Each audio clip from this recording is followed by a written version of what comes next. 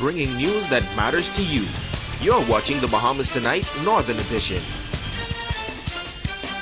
The Royal Bahamas Police Force closing out the 3rd Constable's Development Course this afternoon for some 23 officers. The objective, retraining officers to better serve the Bahamian people. Assistant Commandant and Officer in charge of the Constable Training Course, ASP Kevin Mortimer, says he is pleased to say that this group of trainees has far exceeded expectations as they all passed the course with a 90% overall average. With this being the final retraining for officers in the Northern Bahamas, I must say that I think you've eclipsed all other courses, the 2 sergeants, 2 corporals, and the 2 constables before, so it's always good to save the best for last. Assistant Commissioner of Police Emric Seymour says that the 4 weeks of training included a number of essential classes which helped the officers to grow within the force. This course and all others before it was absolutely necessary to remind you, to resensitize you of the role you are required to play in your calling as police officers.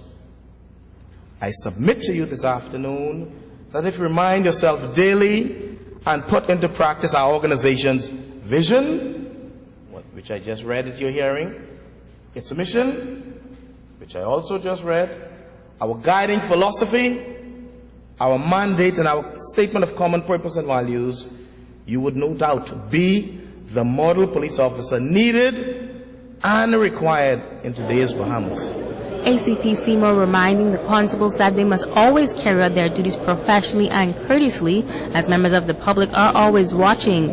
He added that it is also important to return to their respective departments, showcasing their positive adjustments.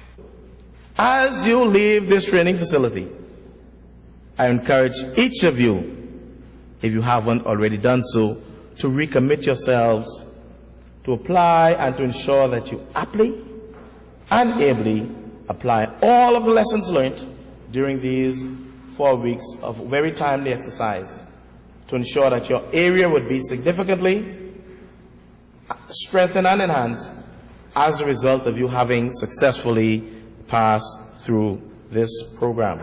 When it came down to the awards, PC 3442 Lamont Kerr of Security and Intelligence taking home the top marks, with WPC 3176 Claudia Grant Charlton in a close second.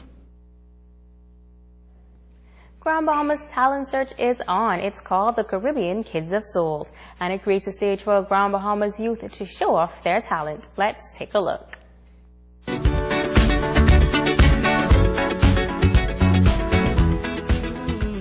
Right in the thick of love. At times we get sick of love. It seems like we argue every day. I know I misbehave and you made your mistakes, and we both still have room left to grow. And though love sometimes hurts, I still put you first. We can make this thing work, but I think we should take it slow. We're just ordinary people.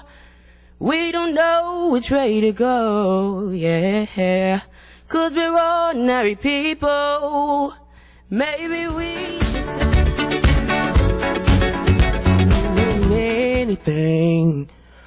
I'm gonna kick my feet up and stare at the fan, turn my TV on, throw my hand in my pants. Nobody's gonna tell me I can't. No, I'll be lounging on my couch, just chilling in my snuggie. Click to MTV so they can teach me how to Dougie. 'Cause in my castle, I'm the freaking man. Oh, yes, I said it, and I said it 'cause I can. Today I don't feel like doing anything, nothing.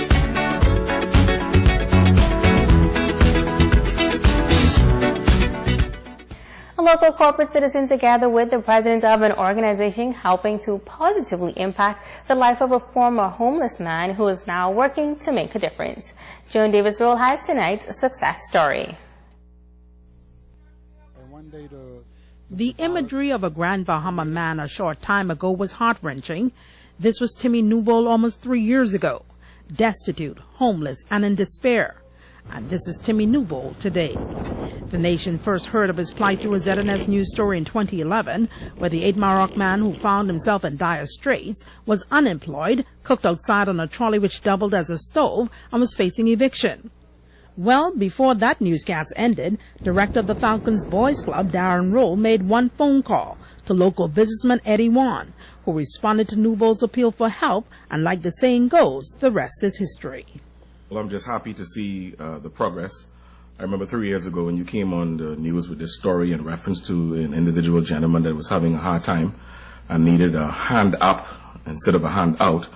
And I remember when the story was finished, we were able to get together and we were able to call Mr. Eddie Wan and his family and the Controlled Chemicals family and the Party Rental Company, and his family was able to just come and step on board. And 3 years ago, Mr. Timothy Newbold was an employee, and now today, 3 years later, he's still here working at Controlled Chemicals. And this is what shows when the media is able to go to the public, how sometimes individuals can step forward and just change individuals' lives. And I can truly say that Mr. Wan and his family and Controlled Chemicals have truly made an impact in Mr. Newbold's life, and we would continue to partner with you in trying to help people wherever possible. Well, Mr. Newbold is, it's been a blessing actually. Apart from a great big help, he's a blessing. He's somebody who inspires you every morning when I pull in that driveway. He's out there and, good morning, Mr. Wan, how are you? I've been given second and third chances, and you just have to do it. Yes, we've had some rough times along the way here, and financially being paid here the last 3 years, but God has always found a way to help us out and put us back on the right track. Newbold, a 60-year-old man with a crime-riddled past, not only has managed to remain gainfully employed, but says he's thankful for a second chance and a new lease on life. The past 3 years have been wonderful here. I am Minister of Yard Affairs and everything that comes in, and I'm thankful to Mr. Wan, Eddie Wan, and his family picked me up and gave me a job. It has not been easy on the outside because people are trying to figure out how I get this job. But I tell them I want to thank God for people, a man called Mr. Jones who drive bus, and people from Dead Nest would really came and interviewed me. And I'm thankful for what they've done, because wasn't for Dead Nest, I wouldn't have been here, and wasn't for God also, I wouldn't have been here. They all hope this success story will inspire others. Mr. Wan is making this appeal to the business community. Yes, there are hard times. We all know that. But if we all put together just, $100, $10, $50, something, and we all can piece together, then you'll be amazed at the impact that will make on the island with the less fortunate, with the homeless, the hungry. Joan Davis Roll, ZNS Network News.